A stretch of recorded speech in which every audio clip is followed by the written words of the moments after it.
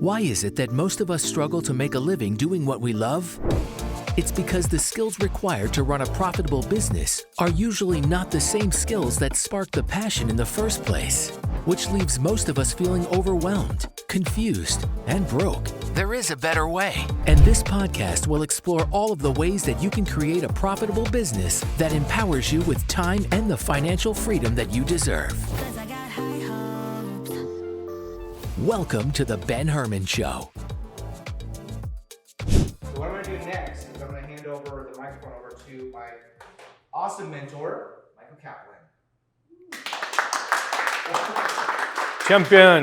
Well, I don't think I'm going to blow your hair back, but hopefully thinking through like how to get shit done and travel on purpose will be helpful. So it can be really difficult to think about where you want to go. What does your business want to be? What does success look like? And it's not going to be static. It's dynamic. It's going to evolve. And it can be a lot of fun to look back, as you start documenting. If it's not written, it's not real. So put it on paper. You can use, the packet, or you can, use a full focus planner or whatever techniques. But as you start to document and then you look back over quarters or years, it can be really fun to see, well, I thought my business wanted to be this, and I thought that prioritizing this was the most important thing, but now it looks totally different, or there's a spin on it. So, when you think about where you want your business to be and what success looks like, the structure I use, and Ben calls it mine, I stole it. It's from EOS, or Traction. And EOS is Entrepreneurial Operating System. And it's some dudes in Michigan who wrote some books, and they've got this whole kind of coaching platform. And I run all my businesses on it, and it really helps you get clarity. So the methodology is basically to say, all right, what does success look like down the road? Call it 3 years out. Map out not a number, not a statistic, but tell a story. How do you spend your time? What services do you offer? How many employees do you have to offer those services? Are you one location or 20 locations? How many crews? Tell that story on the professional side and on the personal side.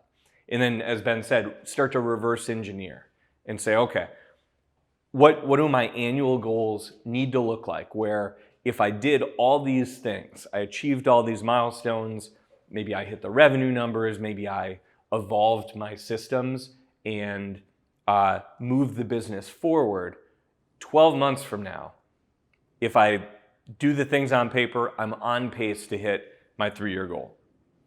Then reverse engineer that, say, okay, over the next 90 days, the next 3 months, what do I need to crush?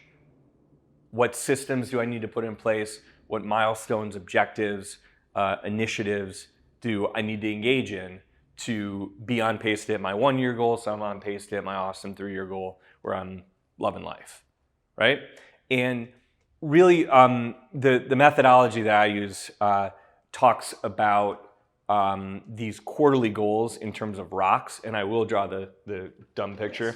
So thinking about rocks, I've got this goofball little picture, and it's going to be really awesome. So here's your bucket of time and activities. If you split up your time as a business owner, you probably have a handful of different activities that you can fill your time with, right? You've got, let's call it sand, right? These are going to be the fires you fight. Like, shit's going to come up. The phone call from the vendor, the employee calling in, whatever the problems are, they can suck up a ton of your time. They're going to happen, right? Then you've got maybe, we'll call them pebbles. And these are going to be all the administrative tasks, right? And you got to do payroll, right? You got to cut checks. You have to do accounts receivable. You have to go to the bank. You have to, they're not all finance. You got to inspect employee work, like all the types of things that are going to take up a day, where you could finish the day and be like, oh man, I was so busy, but what did I really accomplish? Did I move the ball forward? Like all the admin stuff, it's got to happen, right?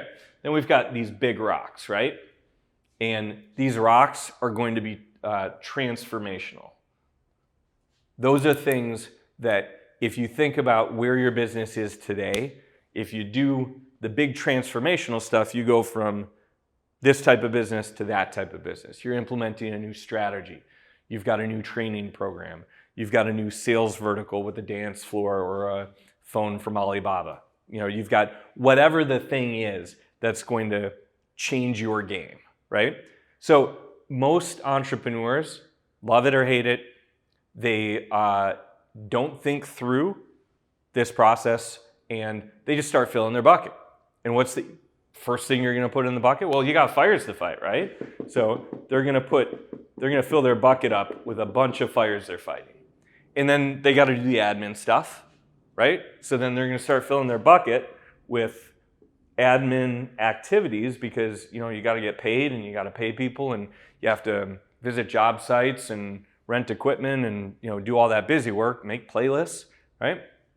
And before you know it, it comes time to check back in on that transformational activity that was going to change their business and help them achieve their big, hairy, audacious goal, their 3-year objective. And guess what?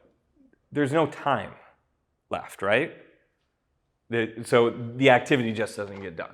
So working backwards, let's say you start over and you say, the most important thing in my world is a couple, maybe 3 rocks that I'm going to crush this quarter. Because if I do that and these things get done, I am on pace to hitting my 1-year goal, so I'm on pace to hitting my 3-year goal where I'm living my best freaking life, right? Only 3. Don't do 5, don't do 15. An individual can only do so much, but if you could do 3 big things that you're going to reference your 1-year goal when coming up with them, some of them are going to be timely. Some of them can wait. So if you said, hey, you know, right now job count is my most important thing. I need to build more relationships so that in 3 years I have 30 really strong relationships that are throwing me events. Well, if you say, well, I'm going to wait until, you know, 22 months from now to start that objective. You ever going to hit your goal and have 30 strong relationships? No. Like that's silly. But if you started today and you stood up the program and you had a SMART goal with the acronym SMART, specific, measurable, achievable, realistic, and time-bound. Boom. Google it. So thanks. So you have a SMART goal. If you start today, you can easily get 30 strong referral relationships over the next 3 years. And then guess what? You wake up 36 months from now and you've got a business that has no lead flow problem because you've got 30 strong relationships or whatever the metric is. But if you start tomorrow, not going to work. So as you're looking through your priorities, some things, some rocks you got to crush today, some you can be backburnered. But you find the most urgent, important, and likely to achieve your 1-year goal, set them for the quarter, and commit to yourself not to take on other shit. No new projects, right? Like Ben said, was it decide? Yep, yeah. decide. Yeah. We're going to decide, and we're going to prioritize, and then we're going to say, new shit, I'm going to put it on the list of awesome stuff I'm not doing it today. The bucket of awesome stuff I'm not doing it today, right? Buckets. We like buckets. Oh, what we like to call the maybe later list, right? Yeah, the maybe later list. So great idea, but guess what? If I take it on today, I have an opportunity cost. There's other shit that's not going to get done. So, and sometimes, like going into peak season, maybe you don't do new shit. Maybe the top things that can help you hit your goal are to just crush your events. So going into busy season at my first business, the carpet cleaning company, 1 year, you know, October, we switched software and everyone's freaking head exploded because holy crap, we're out there making, you know, 60% of our money for the year in these, you know, 4 or 5 months, and we're doing something totally new that's making crushing our revenue goals and making all the money for the year really difficult. Don't do that. Maybe, be realistic about it. But so back to the bucket. If you said that you're going to be a smart entrepreneur, you're going to start with the couple of big things that are going to transform your business. Put those in the bucket first, right? This is beautiful. You got good pictures of this? Yes. All right. So what you'll notice when you put a couple of big rocks in your bucket, you got some gaps, right? We can still fight some fires, right? And you can still do all the admin.